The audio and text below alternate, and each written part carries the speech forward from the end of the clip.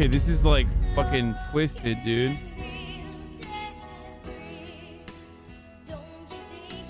Why do they shoot this like my YouTube video editors and like creepypasta style editing?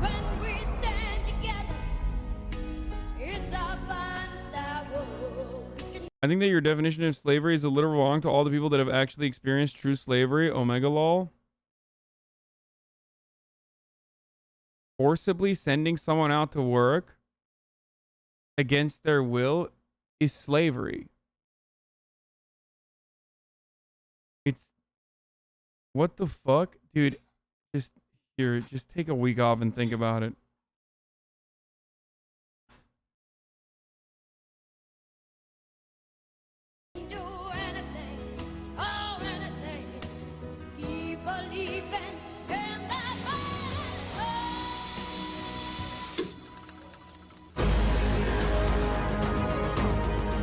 People can take everything away from you, but they can never take away your truth. But the question is... The part of the problem is, like, one, she's a rich white woman, okay? So, you know, people are having a hard time seeing her as a victim here. In this community, at least. Some people are. Two, the actual issue, though, on the other hand, for the broader public, is that for the broader public, the actual issue here is the fact that, like, she's strange, okay? And, like, she probably does have some, I mean, she certainly does have some mental health issues. So when you have, like, mental health problems, it's so hard to fucking garner sympathy. It's wild that it's, like, people will justify the actions a court takes specifically because, like, you kind of look at her and you're like, well, it doesn't seem like she's all there. You know what I mean? Like, so I guess it's fine to just like continue her oppression and her slavery and prison labor. Can you handle it? Can you handle my truth?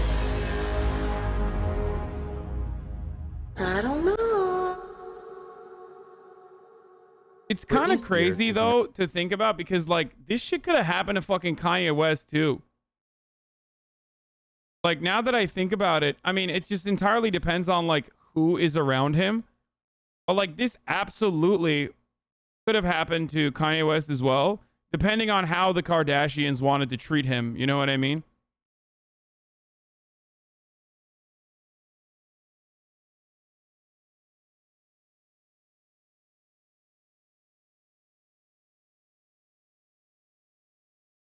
Not in control of her own life. Over the past few months, hundreds of articles, clickbait stories, and TikToks have detailed the horrible tragedy that is Britney's conservatorship, many painting it as a conspiracy theory, and others coming up with complex conspiracies of their own. But in this three-part series, we are aiming to clarify and explain what is actually going on with one of the most beloved pop stars on the planet, and detail the horrific abuse Britney has faced not only at the hands of the media, but the people closest to her as well, people she trusted. So to begin, let's go back to where it all started, Kentwood, Louisiana.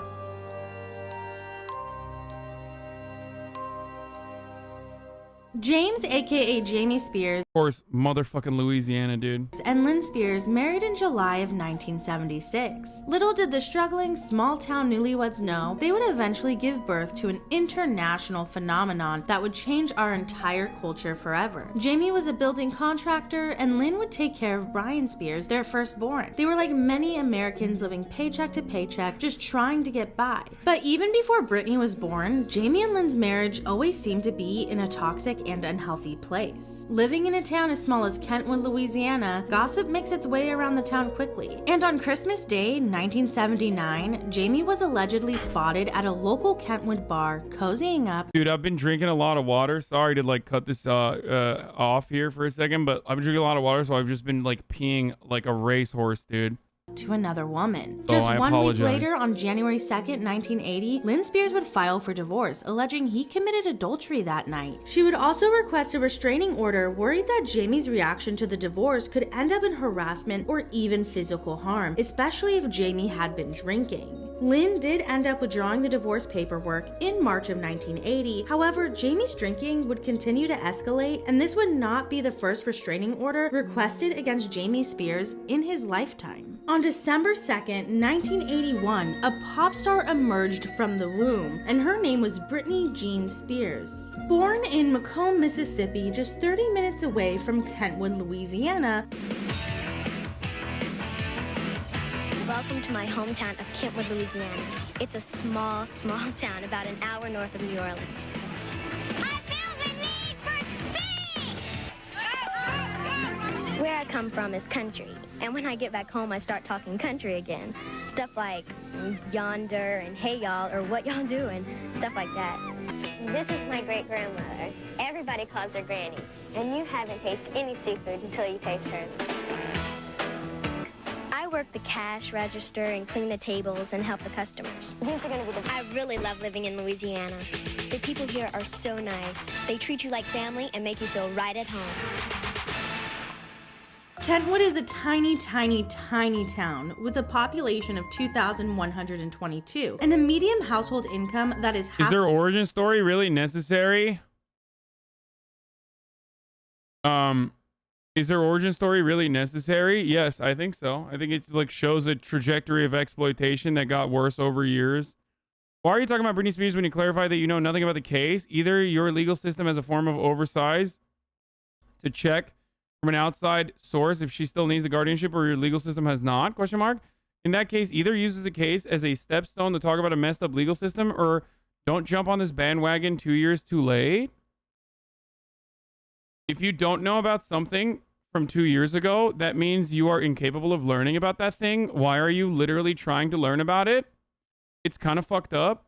7-month subscriber, Lenny013. QAnon conspiracies are high-class literature compared to the Free Britney movement. Breadcrumbs for truth. Lol W. Kind of weird that you want to learn more about this case. It's kind of fucked up.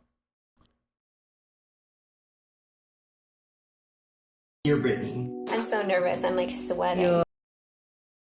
Half of the national average. This means that many are at or below the poverty line, and Lynn and Jamie Spears were no exception. Jamie's continued drinking would make it difficult for him to hold down jobs and support the family. Times would get so rough, the fridge would be empty, and Jamie would have to hunt in his backyard for small animals in order to feed the kids.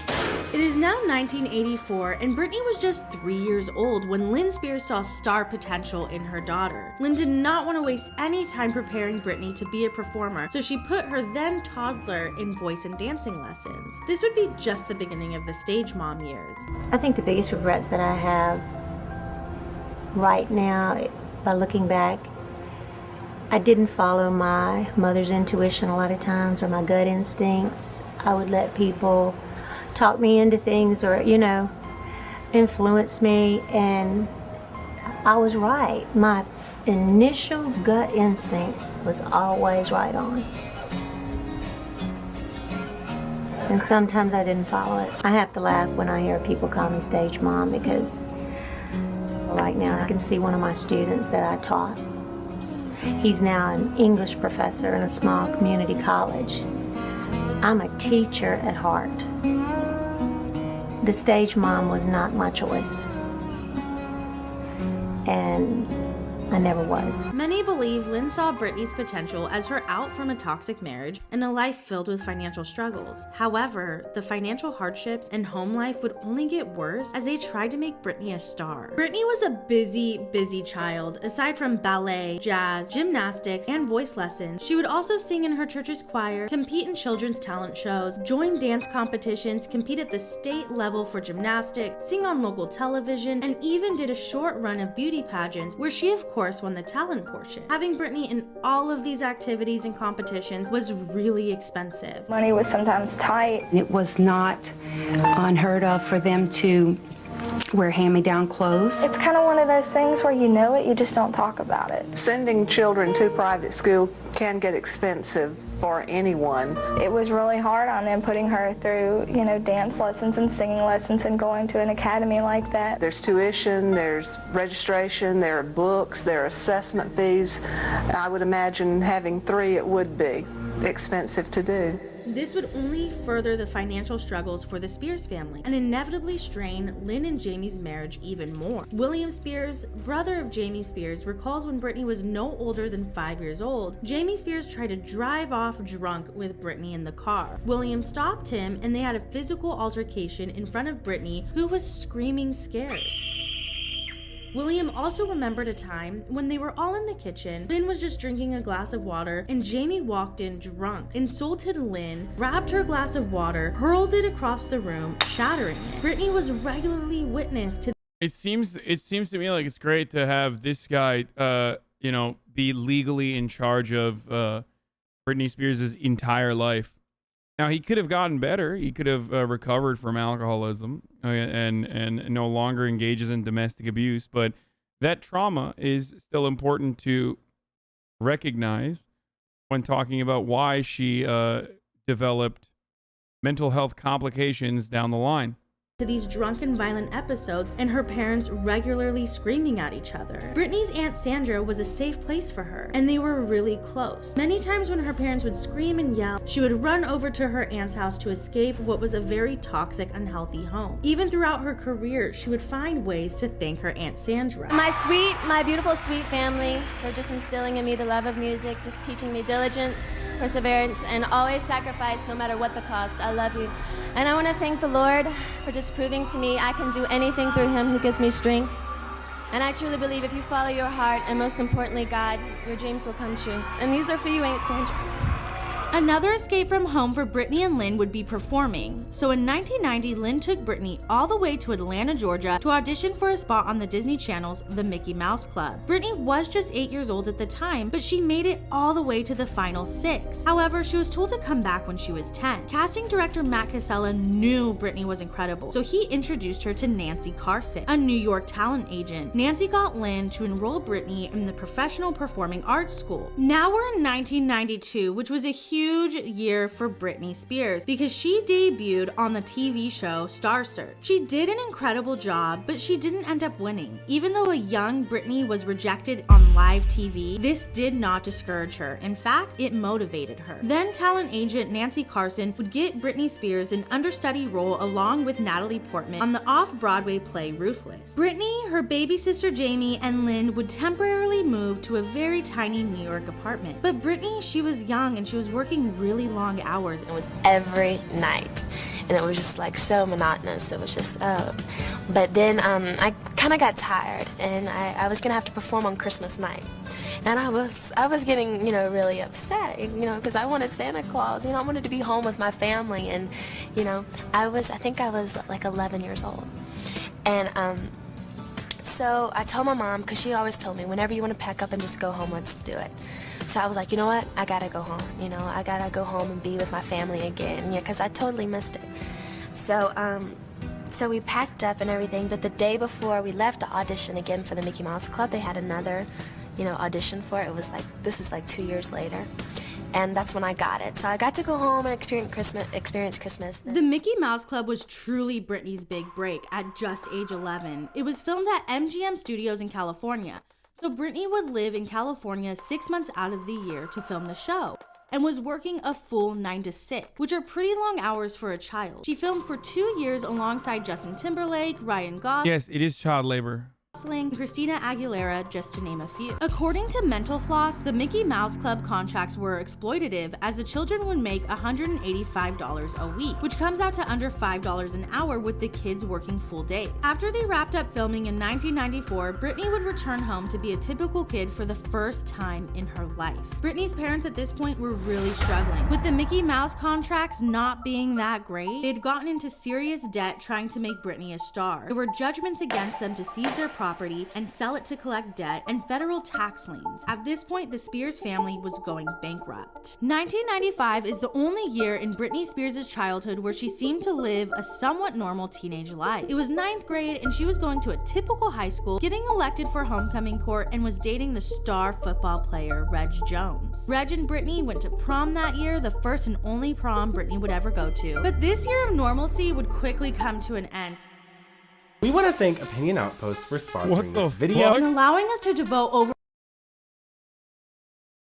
What a After break. the success of the Spice Girls in the UK, the late 1990s saw a surge of interest in girl groups. Record labels from the That was wild. That just like literally jumped up at me. I was not States were expecting looking that. to capitalize off of their success and form girl groups of their own, and every label wanted the next Spice Girls, and they were going to get their way. Britney was even in talks with Lou Pearlman to join the female pop group Innocence. However, Larry Rudolph, then entertainment lawyer who Britney had met when she was 13 through Justin Timberlake, had a different idea. Larry wanted to pitch her to record labels as a solo artist. So Britney recorded a demo and flew to New York all by herself for one day to sing for various labels. Most turned her down as they were all looking for pop groups, but Jive Records thought Britney had just the commercial appeal they were looking for, and on August 4th, 1997, Britney changed the world forever and signed a recording contract with Jive. There are tons of theories across the internet about how they worked to change Britney's voice before recording her album to the iconic Britney Spears baby voice we all know today. Britney loved Whitney Houston and sang in a deeper voice in her earlier days. But they needed a pop icon, and Britney would be just the one to deliver that either way. And just like that, Britney was off to Sweden to record part of her first album with Swedish songwriter and producer Max Martin. On October 23rd, when Britney was 16, Baby One More Time was released as her debut single and would become one of the best-selling singles ever released, launching a small-town Britney into an international pop star, thus kicking off the 21st century pop renaissance. On January 12th, 1999, Britney took the pop music scene by storm and released her debut album Baby One More Time. It reached #1 in 15 countries, becoming the best-selling debut album of any artist to date. This was huge. In just a few short months, Britney Spears was a household name. She was winning awards, opening for NSYNC, and touring across malls in America. You could not turn on your TV in 1999 without seeing the 17-year-old pop sensation Britney Spears. Female vocalist or female artist of the year would be. And the choice female artist is. And the choice female artist is. And the winner is Britney Spears. Britney Spears. Britney Spears. Britney Spears. Bro, we used to, like, even in the 90s, like, fucking Hollywood was just straight up sexualizing 16-year-olds, like, aggressively, dude.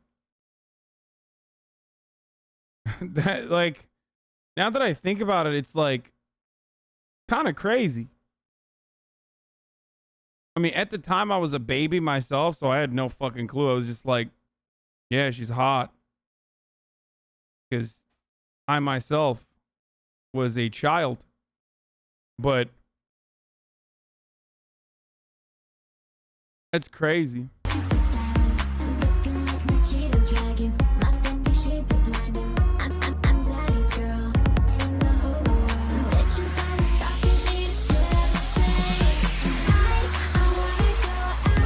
Okay, I can't listen to this music. All right, there's a whole podcast on the Lolita-ification of Britney Spears, and it goes in the background of Hollywood does this. Newfound stardom was Britney being turned into a teenage symbol. They would often ask teenage Britney really invasive questions. It's classic Britney, as a magazine said, a kind of puzzle under all those shifting images, playing innocent, and then playing the shock for all it's worth. We look at you like you're a little girl. No. We look at you like you're a big skank. But nice of her to try and break free of her kitty pop image and show she's an independent woman by becoming a toy for a group of sweaty guys. I am woman. Hear me, whore. I would like you to talk to the young kids and tell. Hell yeah, dude. Shock jock shit in like the fucking 90s, 2000s. This is why I always say conservatives get better fucking jokes. Develop newer material, you fucking assholes. This is literally the same shit. Y'all have been doing the exact same shit nonstop.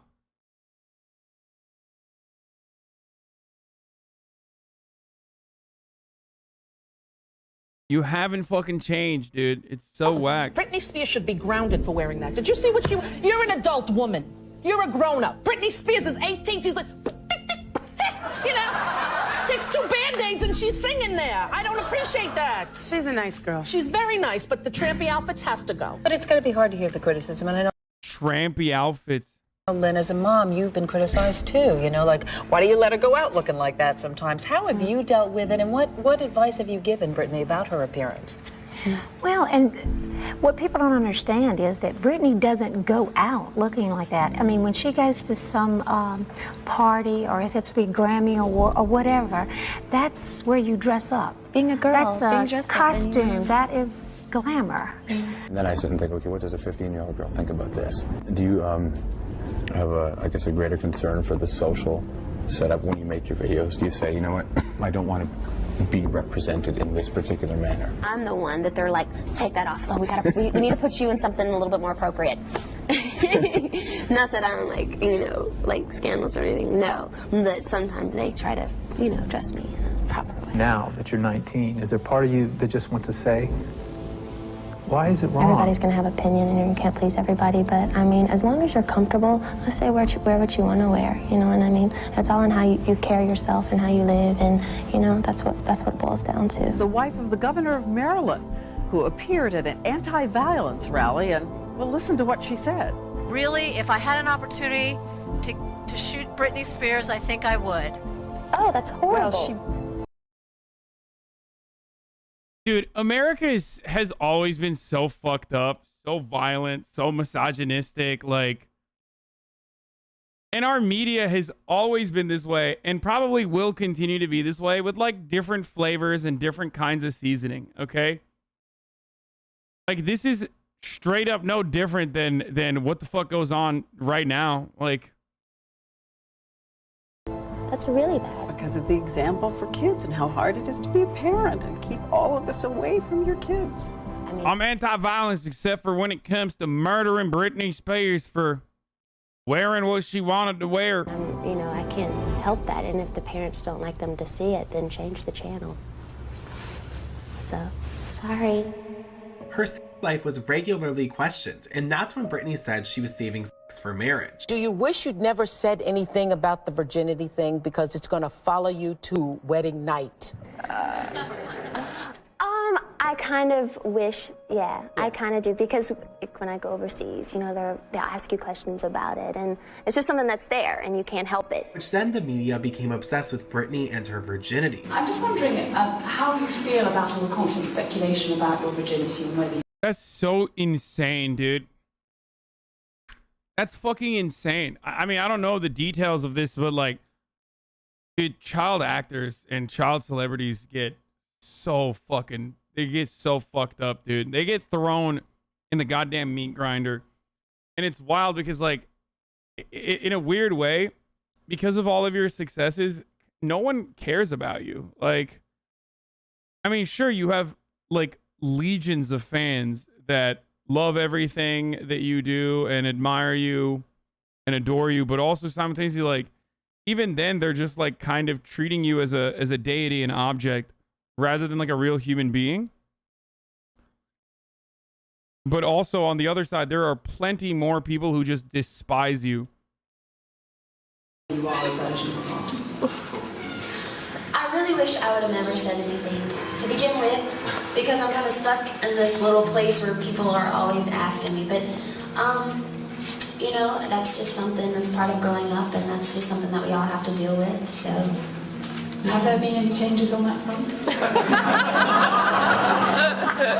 That's a personal question. This is you talking about Britney. Would you walk around the street in an effing bra? She's not being herself up there because she's dancing like a hoe. Is she a hoe? She says she's a virgin. You know, it's just not clicking. End quote. Avril Lavigne on Britney Spears. There's one subject we didn't discuss. What was that? Everyone's talking about it. What? Well, your breasts.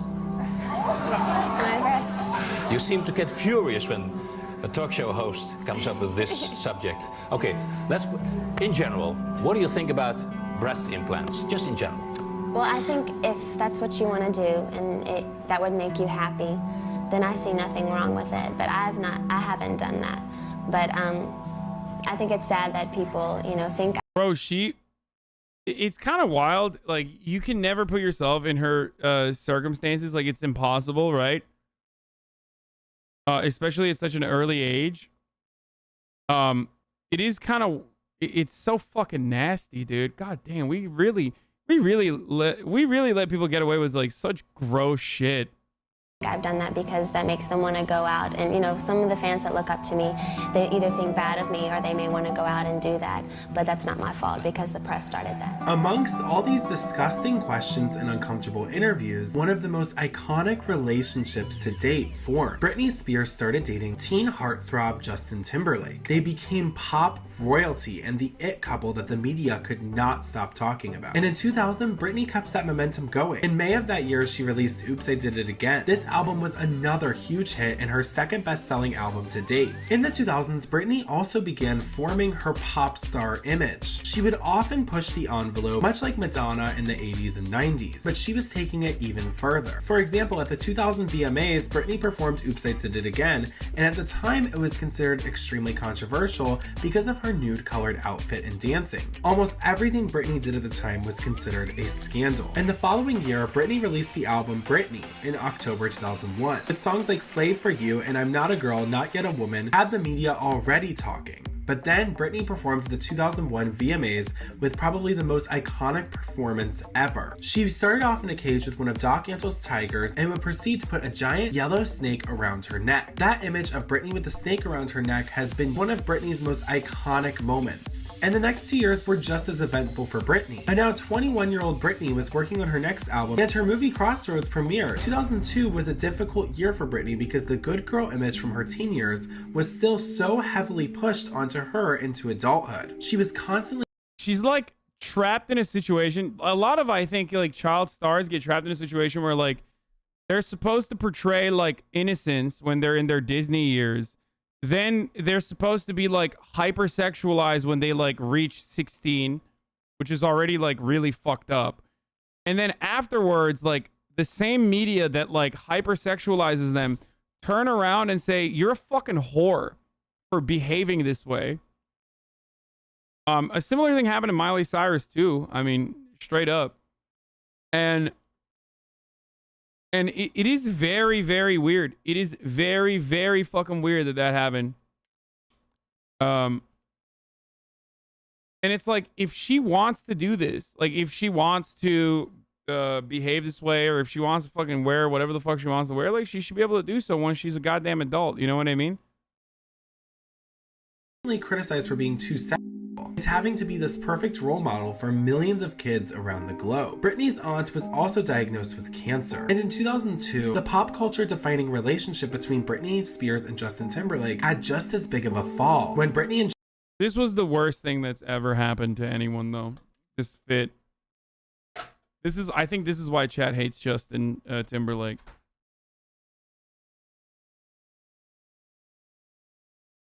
Never forget. This is the worst thing that he's ever done. Justin went through a very, very public breakup, and Justin was not shy about airing relationship details. He also alluded to sleeping with Britney on Hot 97 FM when promoting his album, as the media was still weirdly obsessed with knowing if the world's pop princess had been sexually active. Justin took it further and hired a Britney lookalike for his song about their breakup, Cry Me a River. And this is where you see the shift against Britney Spears in the media start to begin. Britney was trying to shake the teenage image. Damn, dude, I had no idea that like Cry Me a River was about Britney Spears. Like I literally did not know. I was just consuming this media as like some fucking random a Turkish dude in Turkey. Like, damn.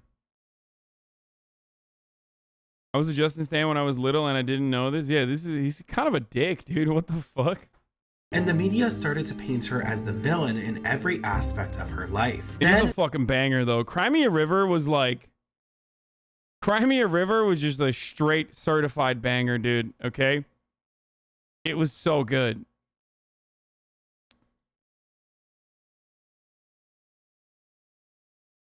Cry Me a River was my first horny experience on MTV. I know you only watch it for the chick in the shower. No, Toxic was formative for me, okay? Like that was, you know, I still think about that. Like it's important in my development. The 2003 infamous VMA performance happened. Britney and Madonna kissed. This was queer baiting, I think. Zoomers, did I do it right? I think I did it right. Will I get brownie points by the Zoomers for correctly pointing this out?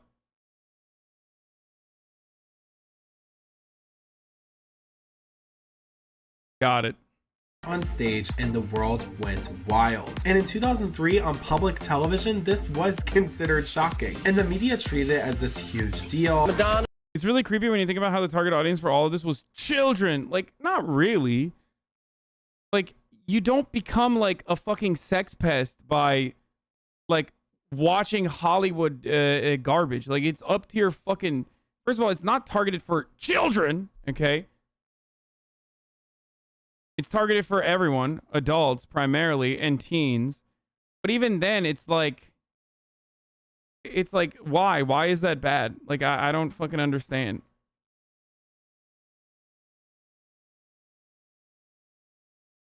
I mean, I don't understand.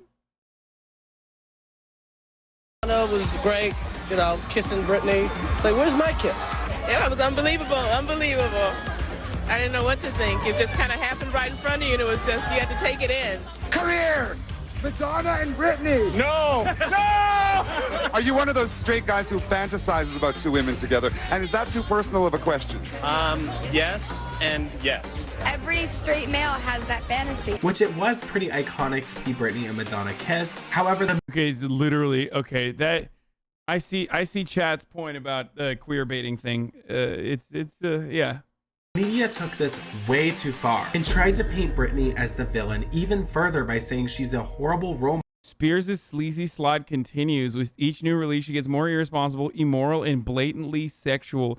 Steer teens away from this zone. Model. One public official even got in trouble for saying that Britney Spears should be shot for kissing Madonna on TV. Around this time, Britney also released her fourth studio album, In the Zone. With hits like Breathe on Me and Toxic, this proved to be one of Britney's most iconic and successful eras to date. Everything Britney touched was gold. Anything she did was so talked about that she, as an entertainer, changed the pop music and entertainment industry forever. With iconic music videos like Toxic and performances to follow them up, Britney Spears was the name on everyone's lips in the early 2000s. Unfortunately, around this time, photos of Britney doing normal things for her age, like smoking and drinking, started to make the rounds in the media, saying that Britney was a terrible role model and that people should stop supporting her. The harassment, wild partying, erratic behavior, like people are so fucking with pop princess Britney Spears. Too sexy, too soon. What the fuck, dude?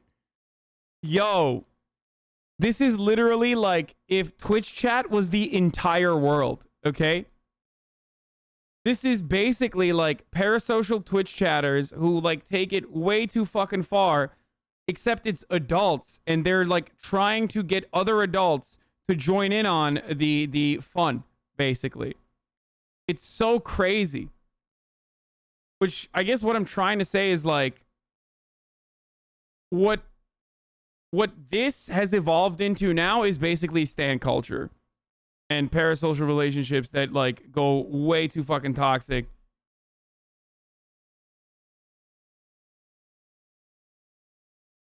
I'm realizing that right now. By the media was getting out of hand, but no one, especially not Britney, was ready for what was about to come.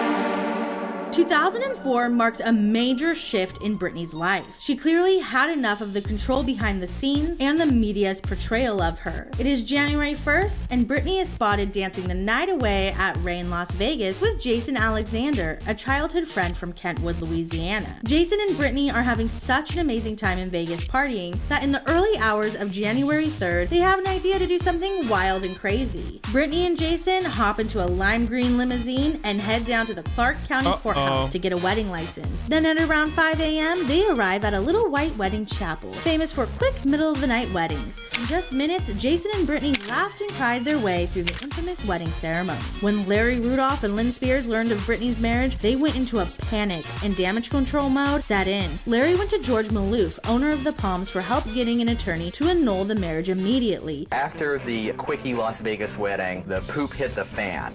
Lynn went insane. They sent like an army of lawyers pouring into Vegas. We just received a decree of annulment. There is no marriage now. To be fair, that's like a horrible decision. But like, it's kind of funny that the family literally lost their shit. I mean, it's so obvious. They were like, oh no, our fucking golden egg-laying goose is about to be compromised by another person who would dare take advantage of her rather than us who take advantage of her. They're both very happy that they've made the decision that they made to annul the marriage. And at 4:30 p.m., Britney and Jason signed the annulment papers. According to George Maloof, they were tickled pink and gleeful when signing on the dotted line that would end the famous 55-hour marriage. By marrying Jason, Britney may have been seeking revenge on the advisors who sold her as an untouchable virgin. And somewhere deep inside, on the mother who agreed to market her as a baby-faced sex bomb. I can see... When you look at Britney, what... It does make sense as to why... like... No way, dude. The Maciest with the fucking baddest of layups. Britney Spears' ex Jason Alexander seen attending pro-Trump Capitol protest. Oh my fuck. Hey, that's Louisiana, bro. All right, hey. That right there is a born and bred Louisiana boy. You better not be talking shit about my Louisiana boy, all right? Hey, I'll tell you what. Hey, that's a daddy right there. He care about America. You understand me? Care about the United States of Patriot right there. Gosh dang patriot. What has her life been like? She's been managed. She's been managed. I mean, dude, victim of divorce court. Obviously, he's a reactionary, dude. You crazy? He's a victim of divorce court. This is what happens when you get brutalized by divorce court. You become a reactionary dad. By her mother, managed by managers, managed by the media. And so here she has a moment of freedom and a moment of self-choice. And she goes, you guys can't control who I am. You can't control what I do. I can do whatever I want. 2004 would continue to be a year of rebellion. Britney was working on her 4th studio album that never saw the light of day. All we know of what was probably going to be one of the best pop albums of all time is what Britney herself leaked without her team's knowledge. How soon? 5 years? Would you like to have a guy? That would be the ultimate dream. Yeah? That would be great. Are you thinking you'll wait till you're 30? I don't want to wait till 40. I'm 30. No. I would love to have a family. That would be when I'm the most content with my kids and just, I mean, they become your life. It's not all about you anymore, and you have a focus that's so beautiful. She then locked eyes with Kevin Federline, who was previously a backup dancer for NSYNC at a Hollywood club. Kevin said it was love at first sight, and just like that, their whirlwind romance would begin. Kevin, however, was currently engaged to Shar Jackson, and they had their second baby on the way. The tabloids would explode with images of Kevin and Britney together, and Britney was being branded a homewrecker. But Britney didn't care. She was determined to live her life without the opinions of others influencing her. Just weeks after meeting, Britney invited Kevin to come with her on her European tour in London. During the tour, they would become the first vlog couple as they captured their romance and would later turn the footage into their own reality show called Chaotic. On the flight back, something big would happen. How did he propose? Can I ask that, or is that too much? Am I being nosy? I proposed. You proposed? Mm-hmm. Really? And Shit's about to super pop off now. And did he say yes right away? Not right away. No? Yeah, because it didn't look like he wanted to get married. He said love is love, and that's a commitment enough. And actually, right? I was a little rejected at first. I kind of got slapped down. No, I told her, I told her that it's not right for the woman to ask the man. The man's supposed. I don't know who the fuck this is, but I'm blocked by them as well. God damn, dude. What the fuck is wrong with these fools, dude? Do it. Wait, what? Why did it?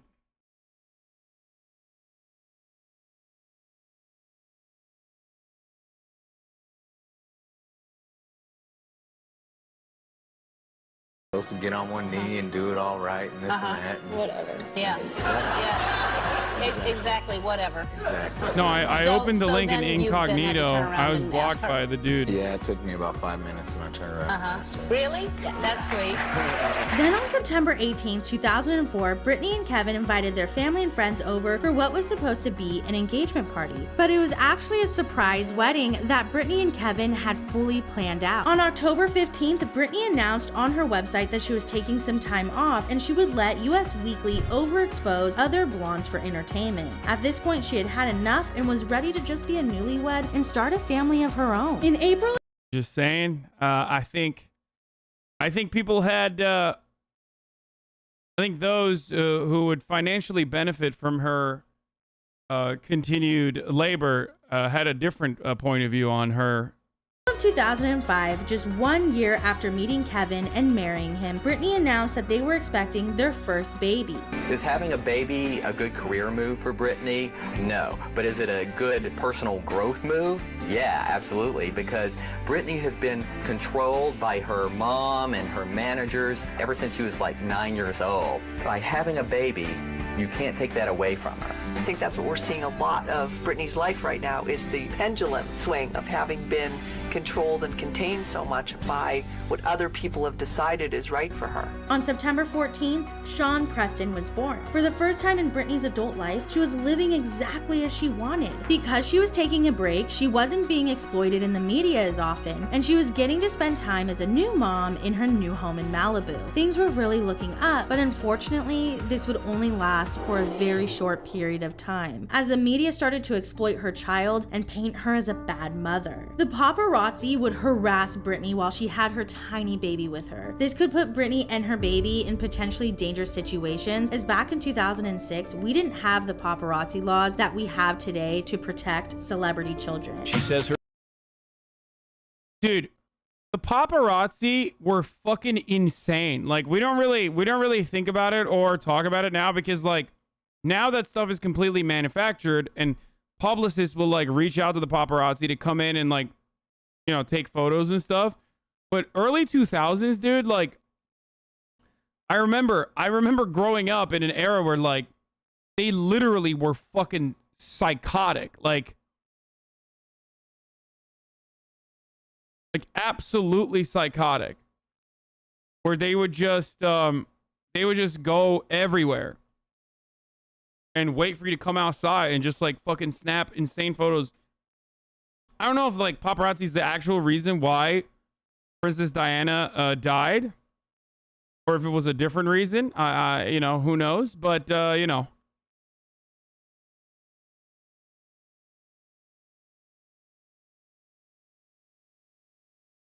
her greatest accomplishment is being a mom. Motherhood's amazing. But the one thing that gives her so much joy is ironically the very same. I'm just gonna say that, like, I wouldn't just say it was the paparazzi that murdered Princess Diana. I don't know. Seems like there were some other more powerful beings, more powerful institutions that would have benefited from such a thing, such a predicament at the time. I think maybe. Who knows? I don't know. I just not gonna sit here and be like it was the paparazzi that did that. They are still fucking assholes, though. Thing that's made these past few months a very difficult time for Britney Spears. In February, Britney was photographed driving on the Pacific Coast Highway with her baby in her lap, in the front seat. It was a picture that became not only a punchline. Bro, this is literally like, yo, this is literally the most considerate and careful Louisiana mom. Okay, that's what this is. This is Florida behavior, okay? That's what she's doing. But in her defense, the baby had to sit on her lap because her husband Kevin was asleep in the child seat. So apparently... But the source of serious debate all across the country. I think it's very important that Britney gets some baby safety training. You were photographed, I guess, by the paparazzi again, pursuing you. And there was Sean on your lap in the car. To be fair, that is, like, incredibly dangerous. But it's kind of wild where, like, in a normal situation, you see that and you go, hey, don't fucking do that, you psycho. What the fuck's wrong with you? But when you're Britney Spears, it's like the entire world is literally saying that to you, including a guy who had a fucking red switch in his room to like, lock people in as he masturbated, allegedly. Okay? Yes, I'm talking about Matt Lauer. He no longer has this position of prominence anymore because, you know, prolific sexual assault and abuse accusations in the workplace. I mean, this motherfucker had like supervillain layer shit in his office. Yeah.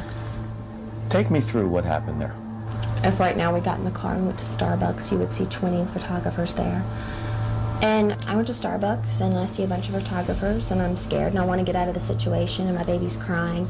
They're coming up on the, you know, the sides of the car, which is a scary situation for me, you know, and they're banging on the windows and that's not something I want my baby to, you know, so I get my baby out of the car and I go home. So, I mean, and I just feel like that they're taking cheap shots. But the fact of the matter is, while they pursue you, and we can argue for a long time, they shouldn't be doing it. And I would agree with you on that completely. They managed to snap a picture that didn't cast you in the best light. Oh, of course, that is their job, and they do a very good job at it. And they've crossed the line so many times, you know, and I think because I'm a sweet young girl, nothing ever gets really done about it, you know. When you were driving with Sean on your lap, did it... clearly, and it's seriously that driving incident. I did it with my dad. I'd sit in his lap and I'd drive. We're country. That's what, you know what I mean? See? Chatters. See? She's just like, I'm a Louisiana mom, baby. But what happened, though, it crossed from a paparazzi incident to next day, it's in the newspapers, and you've got all these legitimate people weighing in, saying, you know what? That's dangerous. And she put her child at risk. You saw the questions that were being asked. Is Britney a bad mom? Mm-hmm. It's not like, did Britney record a bad song? Mm-hmm. Is Britney wearing a bad outfit? Is Britney in a bad marriage? Yeah. Is Britney a bad mom? Mm-hmm. I mean, that's America for you. yeah, but as a mother, that has to hit pretty close to home. Mm-hmm. This is so fucked up, dude. It's really bad that they're saying you're a horrible, horrible mother. I mean, it's not like they're saying your music sucks. They're saying you're a fucking horrible mother. Yeah, makes you really strong. Make you weep? Oh, I've wept. Yeah. I've definitely wept just with the world, you know, how judgmental they are. You know what? I know I'm a good mom. But just a few weeks after the baby in the lap incident, Britney's son, while in the care of a nanny, fell out of a high chair and banged his head. You took him to the doctor? Mm-hmm. Oh, yeah, of course. So you walked into the hospital and said he bumped his head, fell out of a high chair. And then the doctors acted really funny with me. I know, it was really bizarre. Well, how'd they act funny? I don't want to say, but they did. Suspicious? Like I said, I don't want to say what they did or what they said. But it was bad. It was really, really bad. Do you think, though, Britney, that because of those questions that were asked after that picture on Pacific Coast Highway with Sean in your lap, that the doctor in that emergency room or that hospital said, wait a second, maybe I have a bad mom on my hands? I was just happy that my son was okay, and I wanted to get home and get out of there. And then, not long after that, you got a visit from the family services people. Yeah, in which actually they felt really bad about it. They said, we don't even know why we're here. So in other words, they came because it's their job to come. They have to investigate. They didn't have to come. The doctor there made them come because I didn't bring my doctor there with me. 2520 when they interview one of the paparazzi people? Okay, I'll look at it. I've always wanted to be a filmmaker, but it sucks you right in, and it's hard to get out of it once you start making the kind of monies that these guys were making. Photos of Britney can sell for up to $1 million each. Guys, be nice. Guys, be nice. Everybody's gonna get their shots, guys. In the beginning, when paparazzis were following Britney, you could tell she enjoyed it. What's going on with that, Britney? Talk to me, baby girl. She would give up the shots. They always used to say like freaky shit too. You hear him? He goes, "Talk to me, baby girl." Like, dude, the 90s were so disgusting, dude. I feel filthy. I feel so filthy looking back at like the 2000s and the 90s. Like, it's so wild. Like, what the fuck? Yo, low key, cancel culture and like fucking woke lord behavior is not the worst thing. I swear to God. I'm glad we fucking cleaned up at least certain parts of our attitude in the way that we like behave and shit. Obviously, it's still gross and gnarly, but it's just so fucking nasty. The reason why I'm saying low key is because I grew up in it. So for me, I'm not looking at it from the outside until just now. And instead looking at it and thinking, this wasn't the 90s. I said 90s and 2000s, okay? So it's so strange to me because I didn't notice it. I had no fucking clue like this shit was bad or happening. You know what I mean?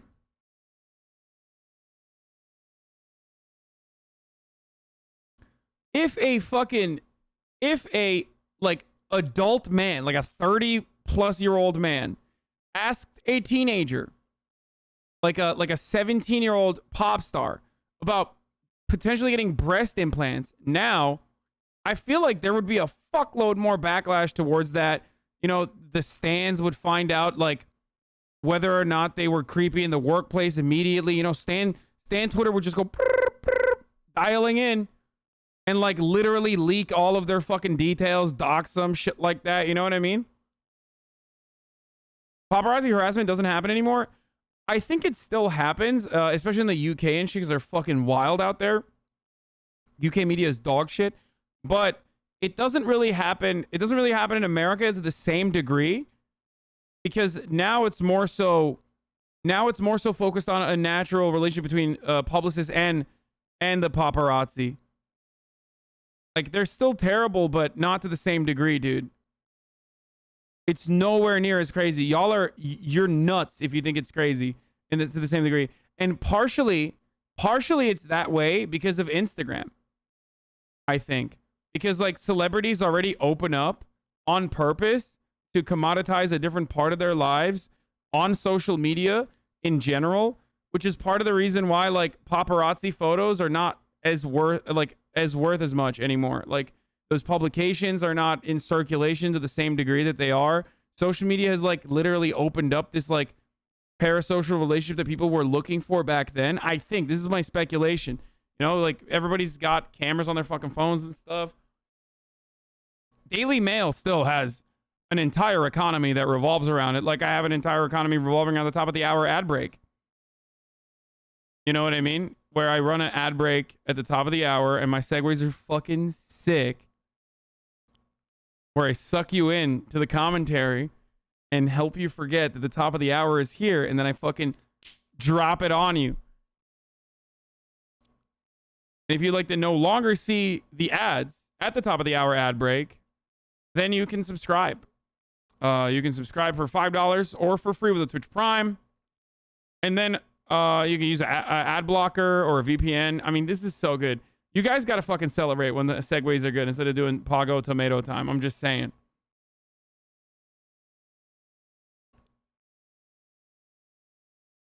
Come on, boys. You know that was a good one. Just admit it. You know in your heart. Here's the ad break now. Waving. She was very friendly, sweetheart of a girl. It was like she needed us and we needed her. We both needed each other. And it was a great kind of relationship. Party at my house. All right, let's go. Yes. Thank you, Britney. We love you. Yeah, sure. Just like, well, there was always that man is saying that because he's so horny because he's like, you know, I'm gonna sell this for like $5K minimum. You know what I mean? He's just like, we love you. A little bit of a hunger for the unposed photographs. Wow, dude, we really, honestly, we really just, we really did stalkers dirty, dude. Back in the day, if you were a stalker, you could literally commoditize that, psychopathic behavior to the tune of millions of dollars. And now if you're just a stalker, you just, you know, follow your favorite personality around on social media and like post ridiculous shit in the replies of their fucking Twitter and you know, try to come into his Twitch chat and say dumb shit.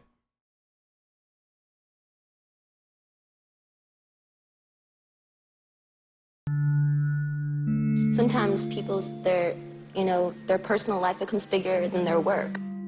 As we had more. So the difference between like what that pap was talking about, where like Britney Spears enjoyed this relationship versus when she didn't, is again, celebrities like paparazzi, when that paparazzi is, wait, what is this? Britney Spears' Instagram? Are you literally linking Britney Spears' fucking Instagram, dude? You think... I'm so confused. Like, you think people don't know what her fucking Instagram is? Thanks for letting us know about Britney Spears' Instagram that has 30 million followers, by the way. Anyway, as I was saying, yeah, this Britney Spears guy, kind of fucking famous, for those of you who don't know.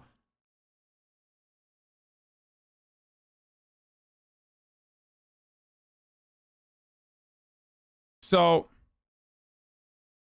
have you seen this? Google.com. So, notice how, like, he was saying that, oh, she was into it at first. Yeah, the difference there is consent. That consent comes from her and her publicist setting up these photos versus all of them trying to catch her off guard. More of that kind of material in the magazine, you know, the sales just went up. Britney Spears and Kevin Federline. Britney then makes an announcement that attracts even more paparazzi. And now, the baby, that's very exciting. Now, you have to be really excited about that. Yes, ma'am. The last one,